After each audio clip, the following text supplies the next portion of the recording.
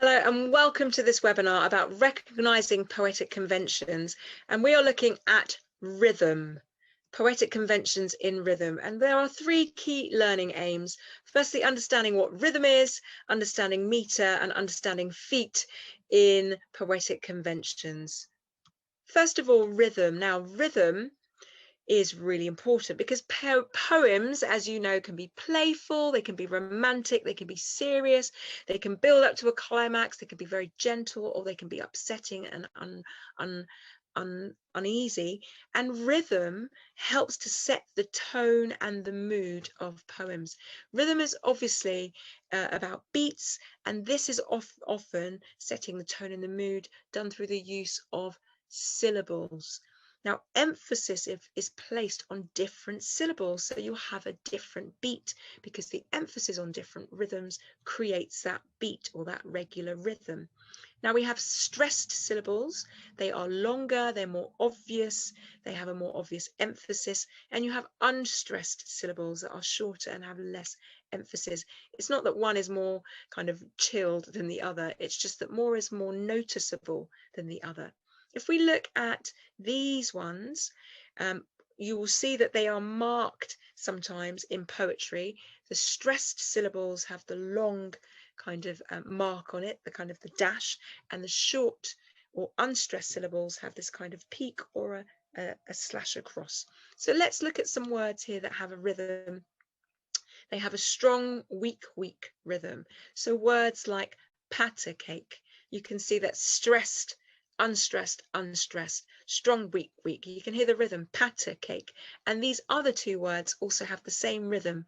That's strong, weak, strong, weak, elephant, emphasis. So if we said them all together, you could see the rhythm, patter cake, elephant, emphasis. And that's the rhythm that's created with stressed and unstressed syllables to create a steady rhythm and to add to the mood, the atmosphere, or the tone of a poem. Now let's talk about meter. We're getting a little bit more technical here. For poetry, there are lots of different meters or rhythms, but there really are 5 main ones that you'll probably encounter in your poetry for years 7 to 9 and even beyond. The first one is the weak strong, or I am, become, weak strong, weak strong, weak strong. You can see how the syllables are stressed, weak strong. Then we have trotchy, which is the opposite, strong weak, proof rock, trotchy. You can see it's strong and then the weak. Then spondy, it's kind of that intense rhythm because both of them are strong, long day. So spondy even sounds like those long day. And then we have the 3 beat rhythms, strong weak. We talked about that with the word elephant and patter cake, dactyl, dactylic, syllable. And then we have weak, strong, anapest, interfere, weak, strong. So the 5 different types of meter or rhythm, we can see that we can understand, recognize them and look at them by how the syllables are stressed. If it's weak and then strong, and then weak, or like spondy if they're both strong or stressed syllables.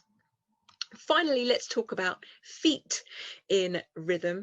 Obviously, with rhythm, it affects your feet because you're moving, but this is a different type of feet. The number of rhythms or the number of meters that's counted in each line is called the feet. So if you have one of the rhythms in a line, that's called monometer. So if we had elephant, so that would be just one in a line, that would be monometer. If we had 2 of them in a line, elephant, that's dimeter. And if we had 3, that's trimeter, elephant, 3 in a line, or 3 feet of elephant. 3 feet of elephant doesn't sound very long, but yes. And then we have tetrameter for 4, pentameter for 5, hexameter for 6, heptameter for 7, and octameter for 8. So you can see within a line, you see how many weak, strong, weak, different kind of stressed syllables in a line. So if we had an iambic rhythm, weak, strong,